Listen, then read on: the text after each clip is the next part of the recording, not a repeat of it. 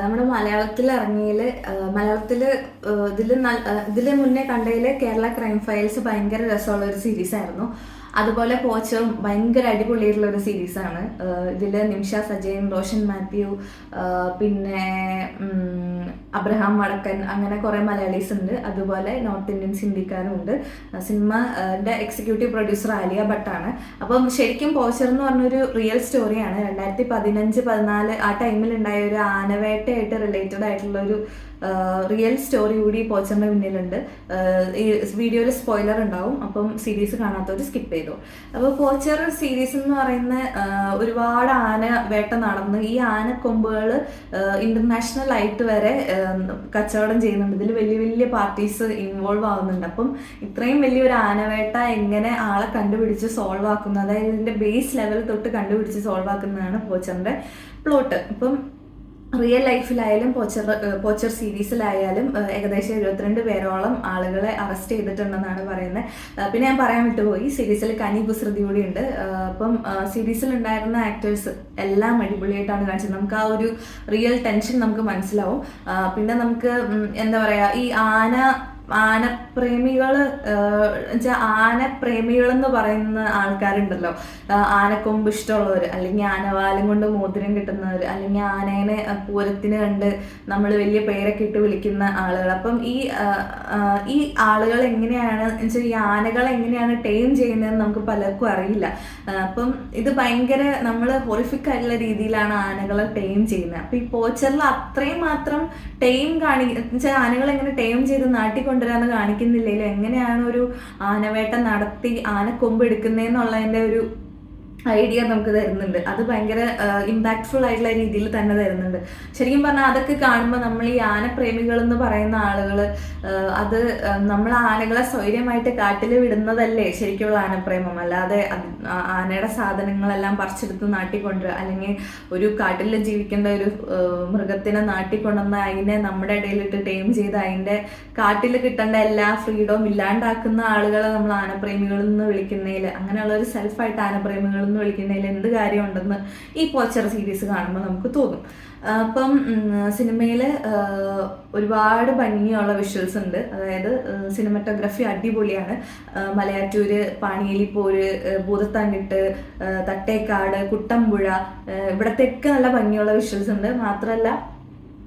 മാത്രമല്ല കാടിൻ്റെ നല്ല ഭംഗിയുള്ള വിഷ്വൽസ് ഉണ്ട്. പിന്നെ റോഷൻ മാത്യു ആണെങ്കിലും നിമിഷ സജയൻ ആണെങ്കിലും കനി കുസൃതി ആണെങ്കിലും ബാക്കി ആക്ടേഴ്സ് എല്ലാവരും ആണെങ്കിലും നമുക്ക് ആ ഒരു എന്താ പറയുക, ആ ഒരു സിറ്റുവേഷൻ്റെ ആ ഒരു സീരിയസ്നെസ് ശരിക്കും കൊണ്ടുവരുന്നത് കാണിക്കുന്നുണ്ട്. നിമിഷ സജയനൊക്കെ എനിക്ക് തോന്നുന്നു ആ ഫുൾ സീരീസിൽ 1-2 തവണ മാത്രമാണ് മാക്സിമം ചിരിച്ചിട്ടുള്ളൂ. ബാക്കി സമയത്തെല്ലാം ഭയങ്കര സീരിയസ് ആയിട്ട് തന്നെയാണ് നിൽക്കുന്നത്.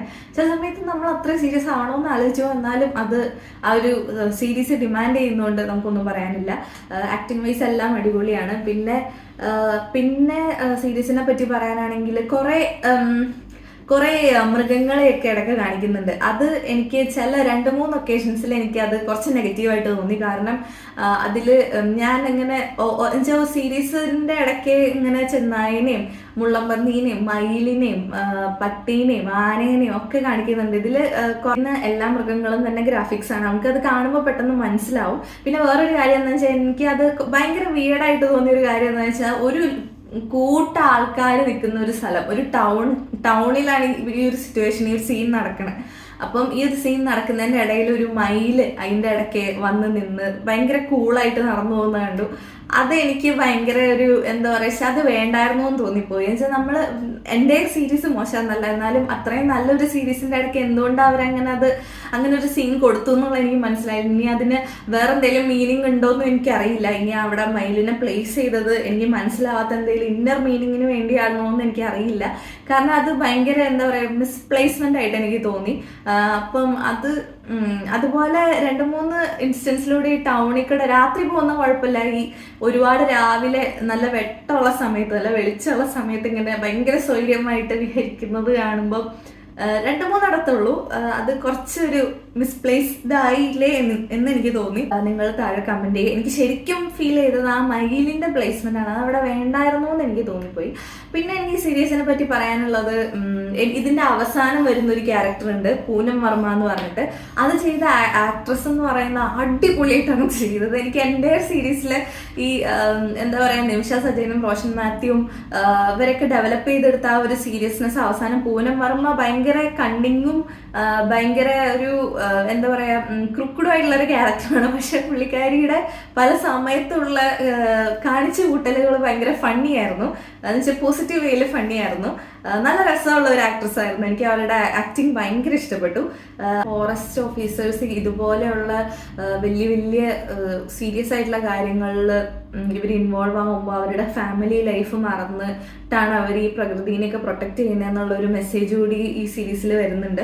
ഇത് റിയൽ ലൈഫ് ഇവന്റ് ആണെങ്കിൽ എത്രമാത്രം നമ്മുടെ നാട്ടിൽ ഇതുപോലെയുള്ള നേച്ചറിനെ പ്രൊട്ടക്ട് ചെയ്യാനുള്ള കാര്യങ്ങൾ നടക്കുന്നു എന്നുള്ളത് നമ്മളും കൂടി ഒന്ന് അറിഞ്ഞിരിക്കേണ്ടതാണ്. കാരണം എന്താ പറയുക, അത്രയും സീരിയസ് ആയിട്ടാണ് ഇവർ ഇങ്ങനത്തെ കാര്യങ്ങളിൽ ഇൻവോൾവ് ചെയ്യണേ. സോ നമ്മളും എന്താ പറയുക, ഒരുപാട് റിസോഴ്സ് ഒന്നും വേസ്റ്റ് ചെയ്യാതിരിക്കുന്നതാണ് നല്ലത്. ഇപ്പം നമ്മൾ വെറുതെ ടൂർ പോകാനാണെങ്കിലും പ്ലാസ്റ്റിക് കൊണ്ടിടുന്നൊക്കെ കൊള്ളാന്നൊക്കെ നമ്മൾ സ്കൂളിൽ പഠിച്ചിട്ടുണ്ട്. സോ അത് എത്രമാത്രം ആൾക്കാർ യൂസ് ചെയ്യുന്നുണ്ടെന്ന് എനിക്കറിയില്ല. അപ്പോൾ സീരീസ് കണ്ടപ്പോൾ ഓക്കെ ഫൈൻ, ഇതൊക്കെ നമ്മൾ ചെയ്യണം എന്നുള്ളൊരു മെസ്സേജ് കൂടി എനിക്ക് കിട്ടി.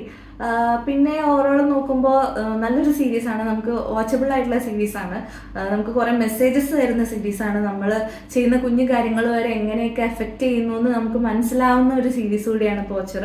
അപ്പോൾ കാണാത്തവർ കാണണം എന്ന് വെച്ചിരിക്കുന്നവരുണ്ടെങ്കിൽ വാച്ചബിൾ ആയിട്ടുള്ള സീരീസാണ്. സോ അതാണ് എനിക്ക് പോച്ചറിനെ പറ്റി പറയാനുള്ളൂ. Thanks for watching Helen റിയാക്സ്. Thank you.